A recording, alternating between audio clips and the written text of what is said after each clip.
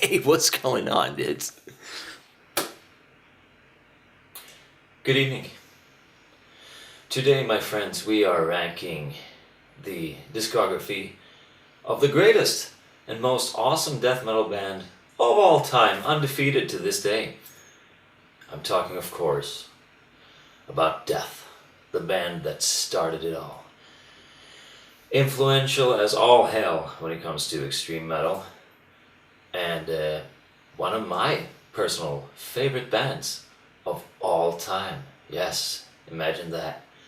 And today I'm gonna try to rank these albums. Now, this is a goddamn perfect discography. I mean, it's a 7-album run that's just really undefeated to this day, to be honest. So let's start off by saying that yes, all of these albums are incredible. There are no bad albums, not even any just good albums. These are all incredible. They're better than most bands' magnum opus albums. But, you know, today I'm going to try to rank them as best as I can.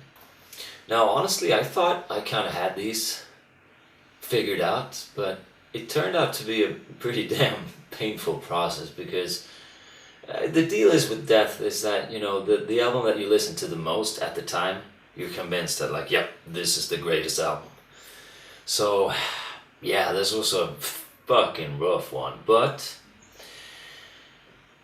after a lot of pain, I've reached a conclusion. So let's get into it.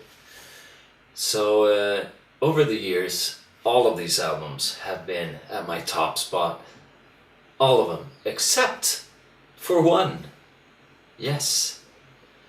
And, oh, I can hear it now, that's gonna ruffle some feathers. But that's the best Death album, what are you doing? Well, you have the right to think it is the best Death album because it's still incredible. But at number 7 for me, I'm gonna have to put 1993's Individual Thought Patterns. Yeah, I mean, this, of course, there's not even, like, there's no bad songs on this album, but for me, this was always like the proggiest Death album. I don't know if it actually is on paper per se, but it just felt like there's a lot of ideas crammed into one here. It's a little too, you know, jazzy and funky for me, and it's, I don't know, it just feels a bit disjointed at times, but still a fucking awesome album. Best songs off of this one, I'm gonna have to say Overactive Imagination, probably, oh man, yeah, the title track, Individual Thought Patterns, and Destiny. That's a cool one. But yeah, in at number 7 for me is Individual Thought Patterns. Alright, number 6 now. The debut, Scream Bloody Gore. The first death metal album of all time. Yes, it's true. I don't care what you guys say. No, we can have that conversation. Sure. Bring it on. But yeah, this is, in my book, this is the first one. 1987. And, boy, what an album. To open your debut album by just screaming, die, over and over, that's, I can imagine this album being pretty fucking scary when it came out. I would probably be scared of it, because going from like Master of Puppets to this, that's quite a difference. Well, I guess, you know, Rain in Blood was out too, and that's a pretty scary album too, but this is just on another level. But yeah, I'm gonna have to put it here at number 6 because it's kind of linear, you know. There's not much going on. It sounds pretty samey, but it is just pedal to the metal, brutal all the way through, and it's still fucking awesome. Not a bad song on it, but it's just a little samey. That's why it has to come in here. Favorite tracks. I'm gonna have to be boring and say Zombie Ritual, Evil Dead, and probably Beyond the Unholy Grave. I love that track. That's the fucking high shrieks on this album. I'm kind of sad that Chuck gave them up because it sounds freaking mental on here. Very cool album. But in at number 6 for me, Scream Bloody Gore. Number 5, an album that took me a good while to enjoy. I remember back in the day, but now I fucking love it. It is a Spiritual Healing. Came out in 1990, and this was really just when Death took a turn for the more technical and progressive side of things. But yeah, what an album. What an album this is. My favorite songs off of this one. Oh man. I'm gonna have to say Within the Mind. Although that's just kind of like a rip-off of Celtic Frost's Eternal Summer, to be honest. It's pretty, the riff, I mean, that's plagiarism, to be honest. But still, awesome song.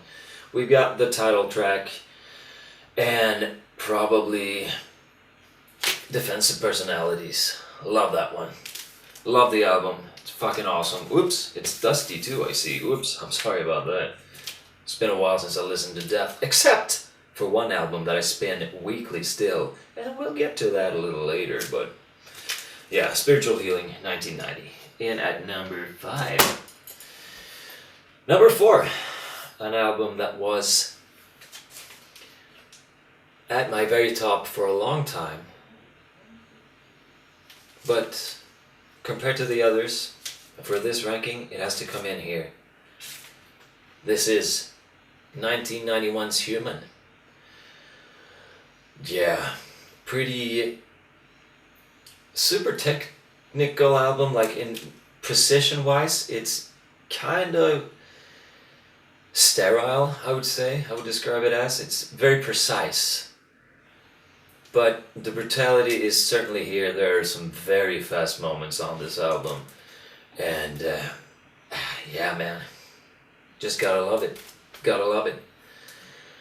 Again, all songs are freaking amazing on this one. But if I had to pick 3, I would probably say, oh shit.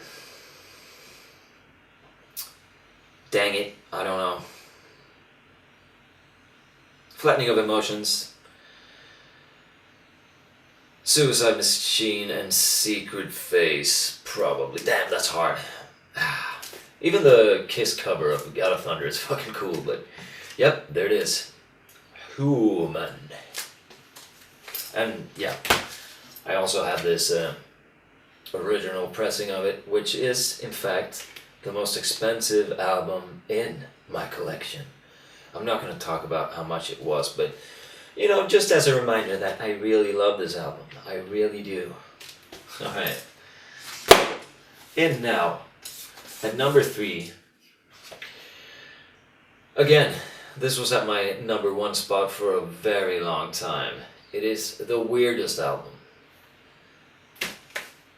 The Sound of Perseverance. I mean, this album, honestly, it has some like drawn out, irritating moments here and there that kind of breaks up the flow of this album with a bunch of bass solos and all of that weird stuff.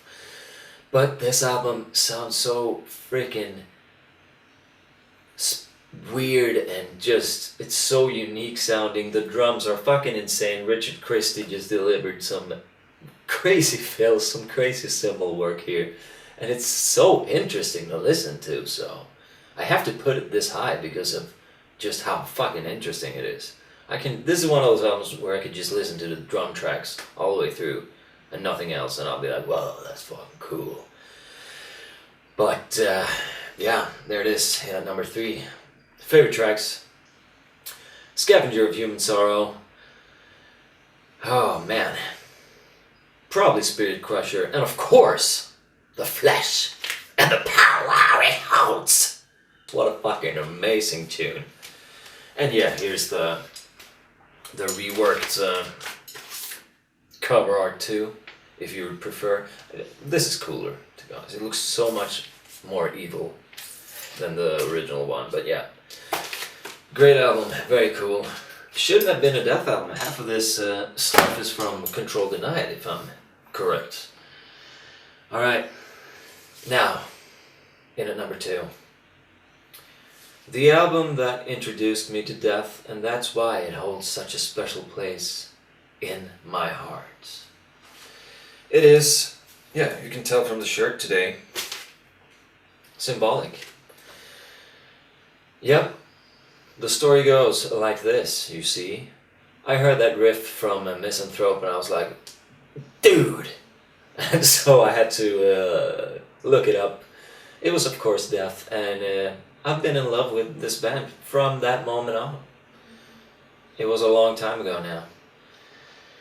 But yeah, that's probably why this album is so high up for me. It was just like, I have such precious memories from this album. It was one of the first LPs I bought even, I think. But yeah, this suffers a bit from that same wankery too, where it's just a little drawn out in places, but the songs are still freaking amazing, so memorable, so catchy. Genius compositions on this album. My favorite songs being, oh, god damn it, my camera stopped recording again. I think it's kind of overheating, I don't know what's going on. It's an old ass camera. Happens every time I make one of these videos. It pisses me off. But anyways, I believe we were talking about my number 2 spot, Symbolic. Yes, the best tracks off of this fantastic album would be, I'm gonna have to say, Empty Words, 1,000 Eyes, and of course, the aforementioned Misanthrope that got me into this incredible band. Number 2, Symbolic, came out in the year of 1995. Alright, but that, my friends, leaves us with only one album. And if you know your death, you know where this is going. I am talking, of course, about the second offering from the band, 1988's Leprosy. Dude, what an album.